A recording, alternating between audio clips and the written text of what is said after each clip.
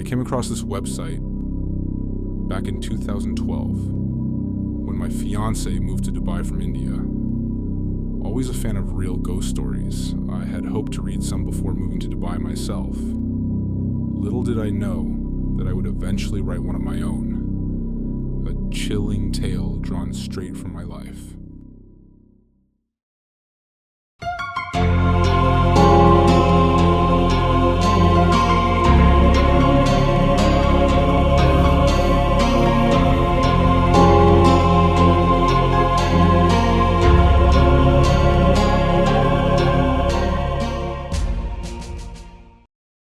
I am a Gemini, and being an air sign, I've always been more sensitive to paranormal things than others.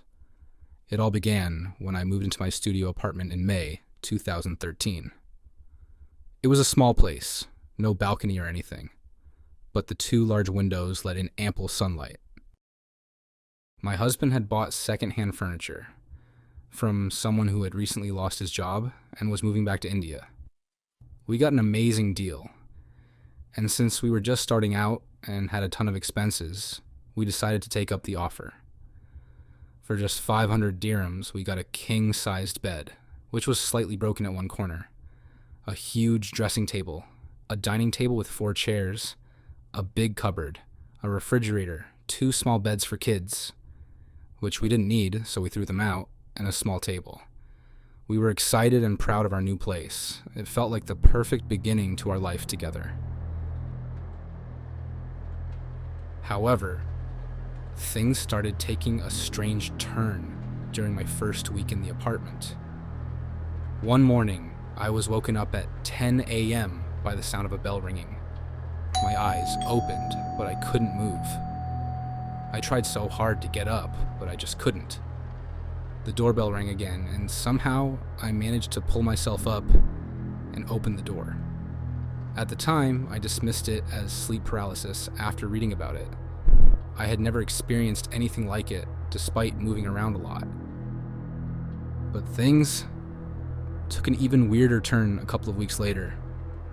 I'm not sure if this was a dream or not, but it felt too real to be one, and too illogical to be a coincidence. I was lying next to my husband, asleep, when I suddenly realized I was standing at the foot of the bed, looking at my own body lying there. I tried to get back into my body, but something was holding me back. I couldn't move, no matter how hard I tried. I also tried waking up, moving my body, opening my eyes, and calling out to my husband, but I couldn't do any of it. It felt like a strong wind was pulling something back inside me, keeping me stuck in this strange limbo. I'm not very religious, but I have a strong belief in God, so I began praying. After 5 to 10 minutes of effort, I managed to move my little finger, and with that, I slowly regained control of my body. When I opened my eyes, I saw that my body was positioned exactly the way I had seen it from the foot of the bed. But here's the kicker. My husband was sleeping in the exact same position as I had seen him in when I was standing at the foot of the bed.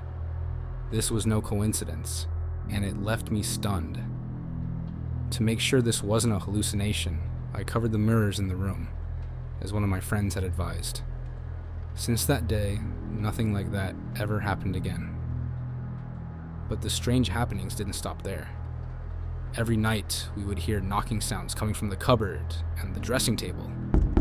The studio was small, so the sounds were loud and clear. We'd also hear the sound of mice running around under the fridge, even though we had no mice in the house. At first, my husband dismissed it as sounds coming from the neighboring rooms, but soon he realized we were the last studio on the floor, and the sounds seemed to be coming from the walls shared with the building's staircase. He didn't have an explanation for it. One day, while standing next to the dressing table, we both distinctly heard knocking sounds coming from it.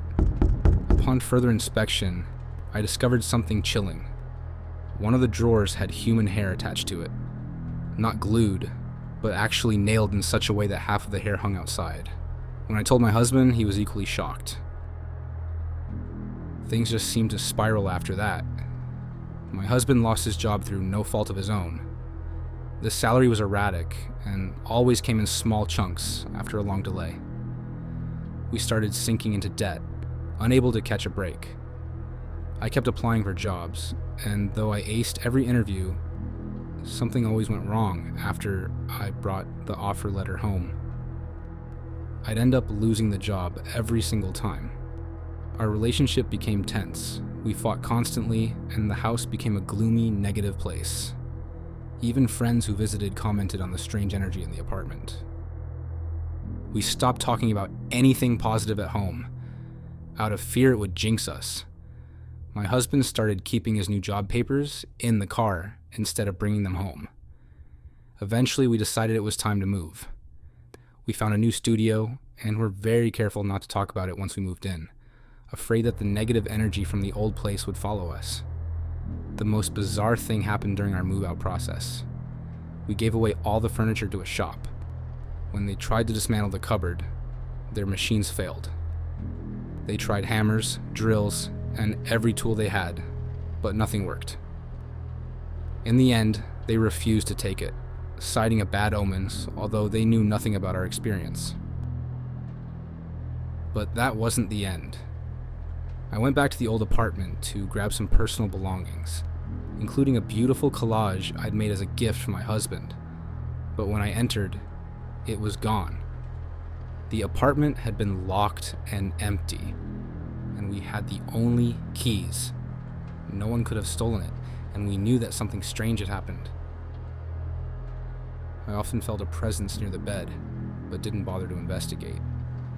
Everything about that apartment was dark, sad, and oppressive. My husband, who never believed in ghosts, started to feel it too. We couldn't even sleep or relax without something happening. The negativity in that house seemed to sap all energy and hope from us. We still don't know what was wrong with that house. It may have been the furniture, the knocks, the clumps of hair, and the unmovable cupboard. Perhaps it was just the negative energy that took hold of us. The constant, strange occurrences, like lights flickering on their own, footsteps in the hall, and knocks on the bathroom door, left us feeling constantly unsettled. The damage it did to our lives was immeasurable, and I am just grateful to finally be free of it. We moved on to a new chapter in a new home, but there's always a part of me that wonders, was it the house, or was it the furniture that came with it? The strange events still linger in my memory, and I can't shake the feeling that something or someone was watching us, waiting for us to leave.